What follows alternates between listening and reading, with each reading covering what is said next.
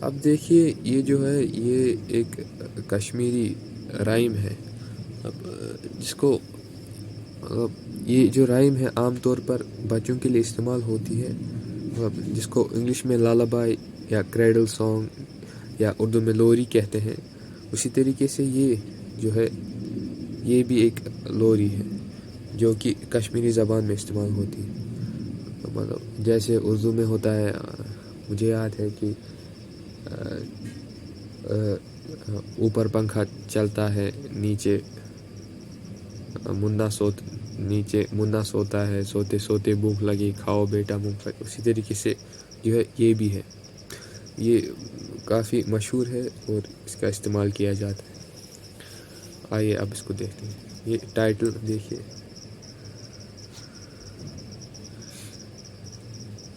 بے ہے اس کے نیچے زیر ہے, اس کے بعد شین ہے, یہ گا بش. تے ہے اس کے نیچے حمزہ ہے, پھر ہے بش ت. دیکھیے بے ہے یہی کے اوپر جو ہے یہ جزم ہے. ہم نے دیکھا تھا کہ جب یہ جزم ہوتی ہے تو وہ جو حرف ہے اس کی جو پچھلا والا حرف ہے ان دونوں کو جو ہے ایک ساتھ اسی طریقے سے پڑھنا ہوتا ہے. مجھے کہا بے, اس کے بعد واو ہے بیو, اس کے بعد رے ہے بیور, بشت بیور. آپ پہ شبد یاد رکھ لیجیے بیور, اس کا مطلب ہوتا ہے بلی. بیور. جیسے اگر مجھے کہنا ہوگا ایک بلی, میں کہوں گا اخ بیور. دو بلی ز, چھوڑے وہ, ہم اگر ایک بلی کہنا ہوگا ہم کہیں گے اخ بیور. اس کے بعد دیکھیے,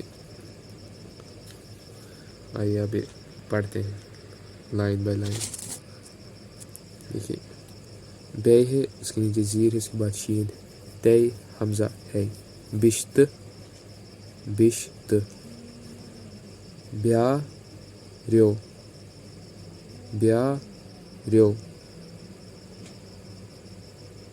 کھوت.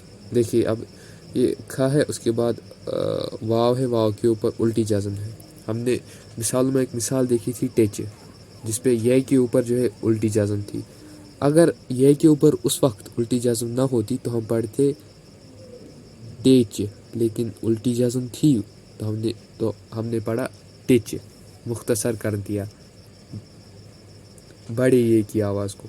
اسی طریقے سے واو کی آواز کو مختصر کر دیں گے اس میں. اگر یہ نہ ہو تو ہم پڑھتے کھو, یہ ہے تو ہم پڑھیں گے کھو. اس کے بعد تے ہے کھت, کھو ون, بشت بیاریو کھوت کھو ون, بشت بیاریو کھوت کھو ون, بشت بیاریو کھوت کھو ون.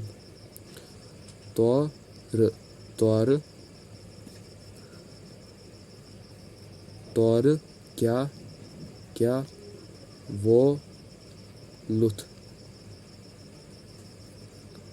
ببرے پن, طور کیا وہ لطف ببرے پن, طور کیا وہ لطف ببرے پن.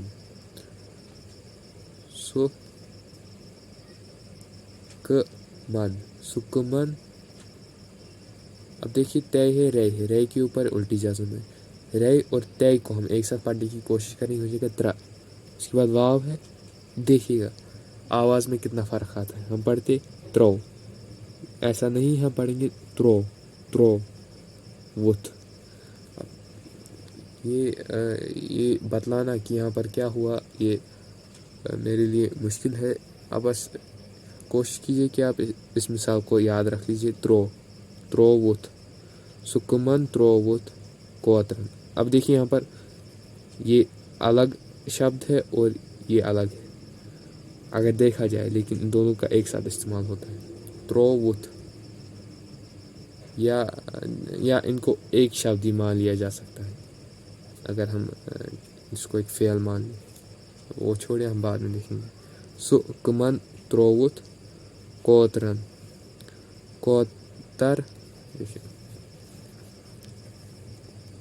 کوتر بی ٹھے کے نیچے زیر ہے, اس کے بعد یہ ہے بیٹھی مار کن زون. اب دیکھیے یہ الٹی جزم ہے. اگر الٹی جزم نہ ہو تو ہم پڑھتے چھ, زون چھ, گندان تارکن، لیکن الٹی جزم ہے، ہم پڑھیں گے، ہم اس کو مختصر کر دیں گے. دیکھیے گا زون 6 گندان تارکن، زون 6 گندان تارکن. ویسے ہم پڑھتے زون 6 گندان تارکن، ہم نے پڑھا زون 6 گندان تارکن، زون 6 گندان تارکن. اب دیکھیے ایک اور بار پڑھتے ہیں.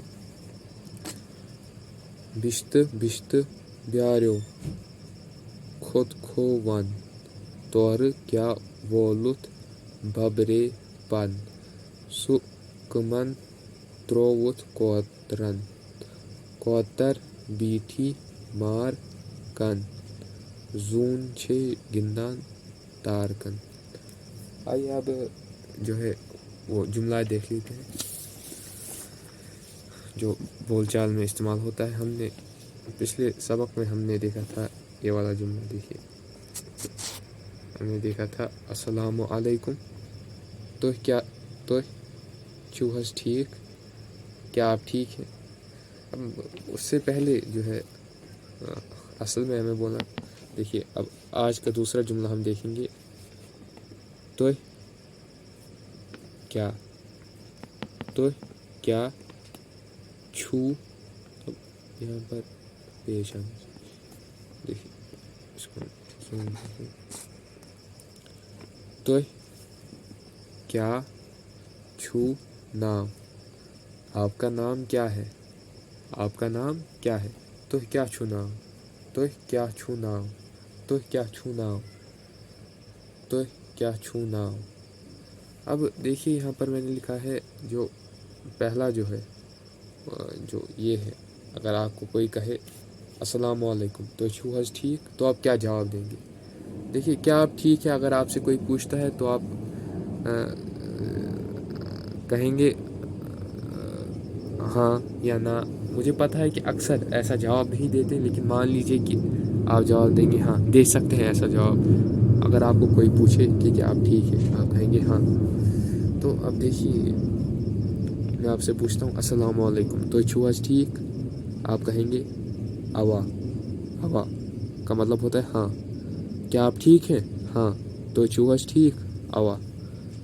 یا آپ جواب دیں گے نہ. اب میں نے لکھا ہے نون ہے، لیکن اصل میں ہم اس کو پڑھتے ہیں نہ، بول چال میں نہ. ہم نہ نہیں پڑھتے، نہ. السلام علیکم تو چھو حظ ٹھیک، نہ. اب دیکھیے ایسا جواب جو ہے ہم دیتے نہیں ہیں، لیکن اگر دینا چاہیں تو مطلب پھنسی نہیں ہوگا، لیکن ٹھیک ہوگا. السلام علیکم تو چھو حظ ٹھیک، اوا. تو کیا چھو ناو، ایسے. السلام علیکم تو چھو حظ ٹھیک، السلام علیکم کیا آپ ٹھیک ہیں، اوا. تو کیا چھو ناو، آپ کا نام کیا ہے. شکریہ.